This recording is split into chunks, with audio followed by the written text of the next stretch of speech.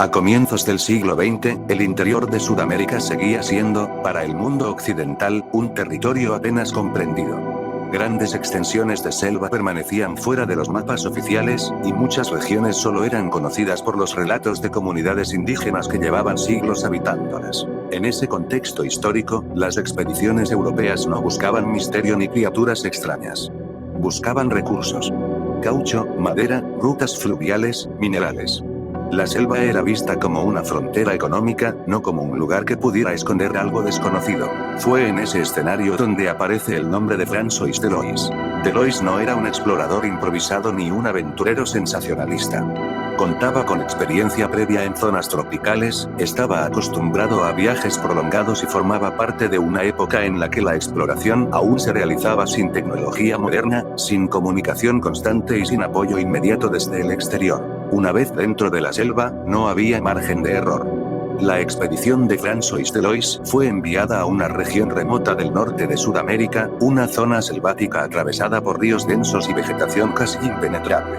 El objetivo era evaluar el potencial económico del territorio y registrar información geográfica básica. Desde los primeros días, el avance fue lento. El clima, la humedad constante y la dificultad del terreno obligaban a desplazarse con cautela. Para orientarse, la expedición dependía en gran medida de guías locales, personas que conocían los senderos naturales y las zonas peligrosas. Fue precisamente a través de estos guías que surgieron las primeras advertencias. No se trataba de historias contadas con miedo exagerado. No eran leyendas narradas para asustar extranjeros. Los guías hablaban de una presencia. Describían una criatura que se desplazaba erguida, cubierta de pelo, que observaba desde la espesura y que reaccionaba con violencia cuando alguien invadía su territorio. No la presentaban como un espíritu ni como un ser sobrenatural, sino como algo que simplemente estaba allí, algo que debía evitarse. François Delois tomó nota de estos relatos, pero no les otorgó un valor científico. Para un explorador de su tiempo, ese tipo de historias solían atribuirse al aislamiento, al miedo colectivo o a interpretaciones erróneas de animales conocidos. Sin embargo, a medida que la expedición avanzaba, comenzaron a aparecer señales difíciles de explicar. Árboles con ramas rotas a alturas poco comunes. Marcas profundas en troncos gruesos. Y huellas en zonas fangosas que no coincidían con las de ningún animal cuadrúpedo. Eran huellas bípedas. Demasiado grandes para corresponder a un ser humano. Demasiado definidas para pertenecer a un simio conocido. El entorno también comenzó a comportarse de manera extraña. Al caer la tarde, el sonido habitual de la selva disminuía de forma abrupta. No era un silencio natural. Era como si el entorno entero se contuviera. Fue entonces cuando ocurrió algo que marcaría el resto de la expedición. Una noche, desde lo profundo de la selva, se escuchó un grito grave. No era un rugido animal. Tampoco era un grito humano. Era un sonido corto, potente, que parecía anunciar presencia más que amenaza. En sus anotaciones, Delois describió esa sensación como la certeza de que estaban siendo observados. No cazados. No perseguidos. Observados. Como intrusos. Y sin saberlo todavía, la expedición se estaba acercando al episodio que convertiría este viaje en uno de los casos más polémicos de la historia de la criptozoología. Tras aquel primer grito escuchado en la noche, la expedición de François Delois decidió continuar su avance. No había un motivo científico claro para retroceder, y en aquella época abandonar una misión sin pruebas concretas era visto como un fracaso. Sin embargo, desde ese momento, el viaje cambió por completo. Los guías locales comenzaron a modificar la ruta de forma sutil. Evitaban ciertas zonas, aceleraban el paso al acercarse a áreas específicas y reducían las paradas prolongadas. No lo decían abiertamente, pero su comportamiento revelaba incomodidad. Para ellos, no se trataba de una criatura al azar. Era un habitante del territorio. A medida que la expedición se internaba más en la selva, las señales se volvieron imposibles de ignorar. Las huellas aparecían con mayor frecuencia. No eran confusas ni antiguas. Eran recientes, marcadas con claridad en el barro húmedo, siempre bípedas. Siempre orientadas en paralelo a la ruta del grupo, como si algo los siguiera, sin acercarse demasiado. Fue entonces cuando uno de los integrantes se detuvo en seco. Su cuerpo estaba cubierto de pelo oscuro. Los brazos eran desproporcionadamente largos, colgando más allá de lo que sería normal en una persona. No había cola visible. La criatura no se balanceaba como un mono común. Tampoco se movía con torpeza. Simplemente, observaba. Delois describió que la criatura descendió del árbol con rapidez controlada. No saltó. No cayó. Se deslizó hasta el suelo y adoptó una postura erguida, firme, como si el terreno le perteneciera. En ese instante, cualquier duda desapareció. No era un humano. No coincidía con ningún simio conocido. La criatura emitió un sonido breve, grave, casi seco. No fue un rugido prolongado. Fue más parecido a una señal. Y entonces avanzó. La reacción fue inmediata. El miedo se apoderó del grupo. Delois levantó su arma y disparó. El impacto detuvo el avance de la criatura, que cayó pesadamente al suelo. No hubo celebración. No hubo alivio, porque desde la espesura, casi de inmediato, se escuchó una respuesta. Otro sonido similar, proveniente de una dirección distinta. La selva devolvió el grito, y luego volvió al silencio. Delois entendió que no estaban frente a un animal aislado. La segunda vocalización indicaba la presencia de al menos otro individuo. La expedición no intentó perseguirlo. Nadie se movió. El cuerpo de la criatura permanecía inmóvil en el suelo, mientras el entorno parecía observarlos desde todos los ángulos posibles. Durante varios minutos, nadie habló. La descripción física fue anotada con detalle. La criatura medía aproximadamente 1,5 metros. Su musculatura era compacta, especialmente en brazos y torso. El rostro estaba cubierto de pelo, pero presentaba rasgos más planos que los de un mono común. Los pies, según el relato, estaban plantados de forma similar a los humanos, no adaptados para la vida arbórea permanente. No se encontró cola. Ese detalle sería uno de los más polémicos del caso. La expedición tomó la decisión de abandonar el lugar poco después. No se quedaron más tiempo del necesario. El miedo a que el segundo individuo regresara era mayor que cualquier interés científico inmediato. El cuerpo fue movido a una posición más visible y fotografiado. Esa imagen sería, años después, el centro de uno de los debates más incómodos de la historia de la exploración. Tras el encuentro, la expedición actuó con rapidez. El miedo a que el segundo individuo regresara era constante. Nadie quería permanecer demasiado tiempo en el lugar. Sin embargo, François Delois comprendía que, sin pruebas, todo lo ocurrido quedaría reducido a un simple relato. Por esa razón, tomó una decisión clave. La criatura fue colocada en una posición visible y se le tomó una fotografía. En aquella época, capturar una imagen en medio de la selva no era algo sencillo. El equipo era pesado, el proceso lento y cualquier error podía arruinar la toma. Aún así, la fotografía se realizó. Esa imagen se convertiría en el eje central de todo el caso. En la fotografía se observa una figura tendida, con el cuerpo erguido de manera antinatural para un mono común. Las piernas aparecen extendidas, los pies apoyados de forma plana sobre el suelo. No se aprecia ninguna cola, un detalle que resultaría fundamental más adelante. La proporción entre brazos y torso también llamó la atención. Los brazos eran largos, pero no de la forma característica de los simios arborícolas conocidos.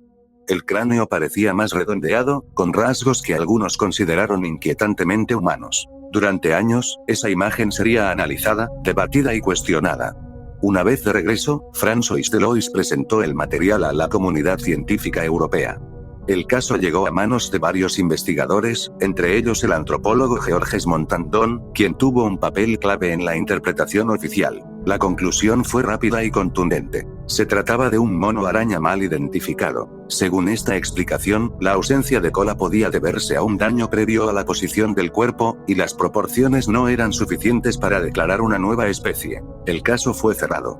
Sin embargo, para muchos, esa explicación dejaba demasiadas preguntas sin responder. Los monos araña poseen colas prensiles largas, fundamentales para su desplazamiento. No se trata de un rasgo secundario. La fotografía no mostraba indicios claros de amputación.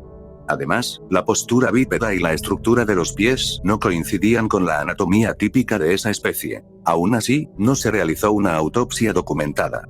No se organizó una expedición de seguimiento. No se buscaron más ejemplares. Simplemente, se archivó el caso. Con el paso del tiempo, el interés oficial se desvaneció. François Delois desapareció del debate público y la historia quedó relegada a notas marginales, mencionadas ocasionalmente en círculos de criptozoología. Pero la fotografía nunca desapareció. Cada cierto tiempo, alguien volvía a observarla, a medir proporciones, a cuestionar la versión aceptada. Y cada vez, surgía la misma sensación inquietante. Que el caso no había sido resuelto, solo había sido abandonado. Con el caso oficialmente archivado, la historia del hombre mono Delois no desapareció. simplemente cambió de lugar. Salió de los informes científicos y pasó a circular entre investigadores independientes, exploradores y estudiosos de lo desconocido. Fue entonces cuando comenzaron a surgir las teorías. La primera, y quizás la más sencilla, plantea que la criatura pertenecía a una especie de primate aún no catalogada, adaptada a las regiones más profundas de la selva sudamericana. No sería la primera vez que una especie grande permaneciera oculta durante siglos en un entorno tan extenso y hostil. La selva amazónica cubre millones de kilómetros cuadrados. Incluso hoy, grandes áreas siguen sin ser estudiadas de forma sistemática. Según esta teoría, el hombre mono de Lois no sería un ser aislado, sino parte de una población pequeña, territorial y extremadamente esquiva. Esto explicaría por qué los encuentros son raros, por qué los relatos indígenas coinciden y por qué el segundo individuo nunca fue encontrado. No se trataría de un monstruo, sino de un habitante antiguo del bosque. La segunda teoría es más inquietante. Algunos investigadores sugieren que la criatura podría haber sido un homínido arcaico sobreviviente, una rama paralela de la evolución humana que logró subsistir en regiones inaccesibles. La historia de la evolución no es lineal. Sabemos que distintas especies humanas coexistieron durante miles de años. La idea de que una de ellas pudiera haber sobrevivido más tiempo del que creemos no es completamente descartable desde el punto de vista teórico. Aceptar esta posibilidad implicaría reconocer que la humanidad no estuvo sola durante gran parte de su historia reciente. Existen además relatos similares en otras regiones del mundo. En Norteamérica, el Bigfoot. En Asia, el Yeti. En Australia, el Yowie. Criaturas descritas como bípedas, cubiertas de pelo y profundamente territoriales. Las descripciones varían, pero los patrones se repiten. Apariciones breves. Zonas remotas. Rechazo oficial. Para algunos, esto sugiere un fenómeno global aún no comprendido. La tercera teoría es la más aceptada por la comunidad científica tradicional. Un error de identificación. Un mono mal fotografiado, una perspectiva engañosa, un relato exagerado por el miedo y el aislamiento. Pero incluso esta explicación presenta problemas. No aclara la ausencia de cola. No explica la postura bípeda prolongada ni la reacción territorial organizada. Aún así, es la teoría más cómoda. Porque cuestionar el caso de Lois no solo implica discutir una fotografía. Implica aceptar que, incluso en el siglo XX, el ser humano podía encontrarse cara a cara con algo que no encajaba en sus categorías. Y esa idea, para muchos, resulta más inquietante que cualquier criatura desconocida. Tras el cierre oficial del caso, lo que siguió no fue una investigación más profunda, sino un silencio prolongado. El hombre mono de Lois dejó de ser un tema de interés académico y pasó a ocupar un espacio marginal, mencionado solo en artículos aislados y debates secundarios. Este silencio resulta llamativo. En otros casos históricos, incluso aquellos basados en errores, suele haber correcciones, estudios posteriores o intentos de verificación. En el caso de Lois, no ocurrió nada de eso. No se enviaron nuevas expediciones a la zona. No se revisaron los testimonios indígenas. No se volvió a buscar evidencia. El tema simplemente se dejó atrás. Algunos investigadores consideran que este abandono no fue casual. Aceptar que la criatura no encajaba en ninguna especie conocida habría generado un problema mayor. No solo para la zoología, sino para la antropología. Si la criatura no era un mono, entonces la pregunta inevitable era, ¿qué era? Y esa pregunta abría un terreno incómodo, uno donde las categorías científicas de la época comenzaban a fallar. Aceptar la posibilidad de una especie bípedoide desconocida en pleno siglo XX implicaba reconocer que el conocimiento humano sobre su propio planeta era incompleto.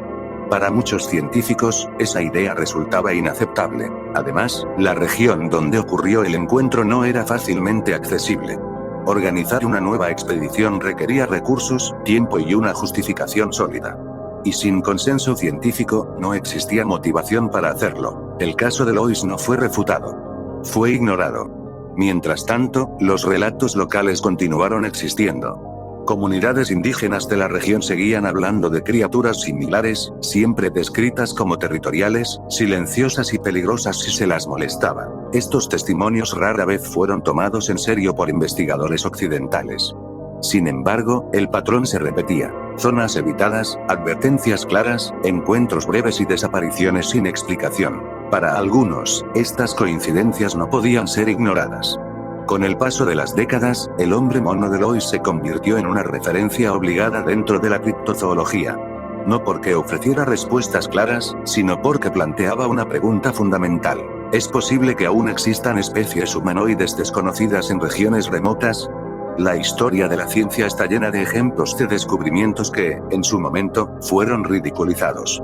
Especies, fenómenos y culturas enteras que solo fueron aceptadas cuando ya no pudieron ser negadas.